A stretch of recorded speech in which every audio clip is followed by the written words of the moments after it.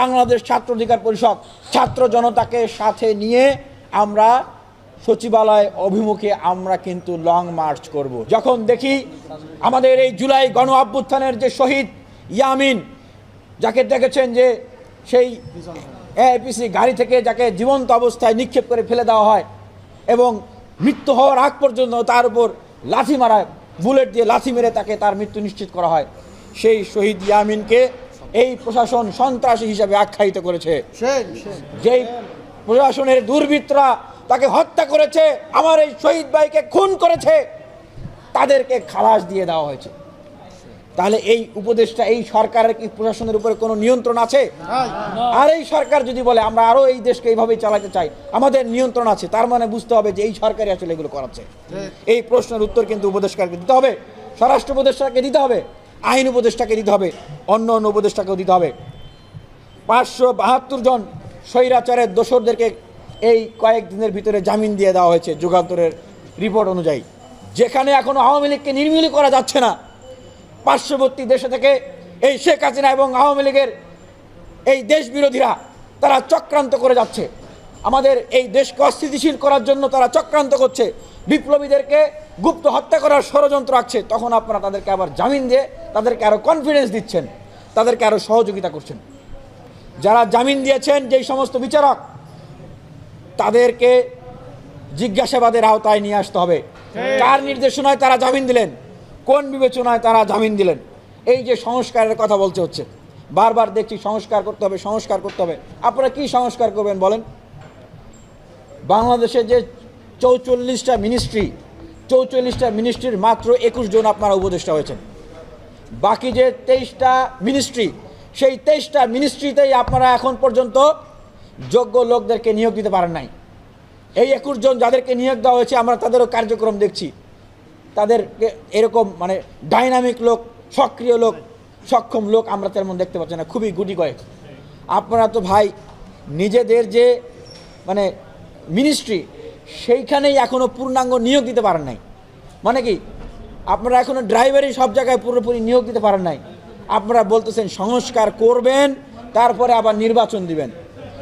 আপনারা তো শূন্য পদগুলোতে উপদেষ্টাই নিয়োগ দিতে পারেন নাই, আপনারা আবার কিসের সংস্কার করবেন? এই সম্প্রতির সময়ে গতকালকে চট্টগ্রামে টাইগার পাসে নেভি কনভেনশনে, সেখানে আওয়ামী লীগের দোসরদেরকে নৌবাহিনীর নিরাপত্তায় সেখানে তাদেরকে প্রোগ্রাম করতে দেওয়া হয়েছে। সেখানে যখন ছাত্র জনতা তাদেরকে গ্রেপ্তার ধরতে গিয়েছে, তখন কাউকে একজনকে মনে হয় মাত্র গ্রেপ্তার করতে পেরেছে, আর বাকিদেরকে বিভিন্নভাবে পালিয়ে যাওয়ার সুযোগ দেওয়া হয়েছে। উল্টো সেখানে আন্দোলনকারী ছাত্র জনতার উপরে চড়াও হয়েছে এই নৌবাহিনী।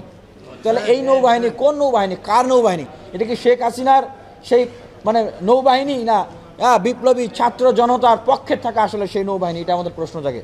আওয়ামী লীগ, ছাত্রলীগ তারা বসে বসে পরিকল্পনা করতেছে এই দেশকে অস্থিতিশীল করার। তারা মিছিল করতেছে, লিফলেট বিতরণ করতেছে, গুপ্ত হত্যার পরিকল্পনা আঁকতেছে, আমাদেরকে হত্যা করার মানার জন্য পরিকল্পনা আঁকতেছে।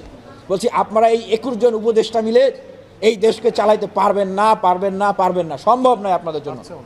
তাই আমরা আজকে বলছি, এই অন্তর্বর্তীকালীন সরকারের উদ্দেশ্যে আমরা কিছু দাবি জানাচ্ছি। 1 নম্বর দাবি, আগামী 24 ঘন্টার ভিতরে যেভাবে ছাত্রলীগকে নিষিদ্ধ করা হয়েছে, একই কায়দায় আওয়ামী লীগ এবং তার দোসর জাতীয় পার্টি এবং তার সাথে যারা সংসদে গিয়েছে সরকারের এই সমস্ত রাজনৈতিক দলের কার্যক্রমকে নিষিদ্ধ ঘোষণা করতে হবে।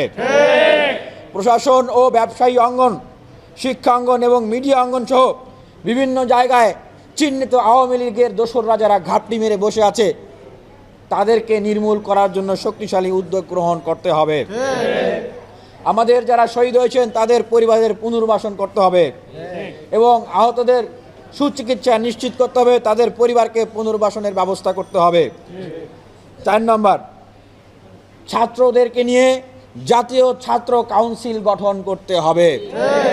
আবারও বলছি, যত রাজনৈতিক ছাত্র সংগঠন আছে এবং আন্দোলনকারী ছাত্রদের গ্রুপ রয়েছে, ছাত্র রয়েছে, তাদেরকে সাথে নিয়ে দ্রুত সময়ের ভিতরে আলাপ আলোচনা করে জাতীয় ছাত্র কাউন্সিল গঠন করতে হবে এবং জাতীয় পর্যায়ে রাজনৈতিক দলগুলোকে সাথে নিয়ে জাতীয় সরকার গঠন করতে হবে।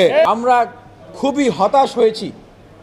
শুরুতেই বলে নিতে চাই, আপনারা যেই ছাত্রদেরকে এখানে কথা বলতে দেখছেন সেই ছাত্ররা শেখ হাসিনার চোখে চোখ রেখে কথা বলেছে। সেই ছাত্ররা শেখ হাসিনার মুখের সামনে আঙ্গুল তুলে কথা বলেছে। সেই ছাত্ররা বাংলাদেশে আওয়ামী লীগের মতো একটা দলকে দেশ ছাড়া করেছে। সুতরাং ন্যায্যতার ক্ষেত্রে যে কোনো ব্যক্তিকে, সে যেই হোক, তাকে প্রশ্নের কাঠগড়ায় দাঁড় করাতে এই ছাত্ররা কোনো ধরনের কুণ্ঠাবোধ করবে না।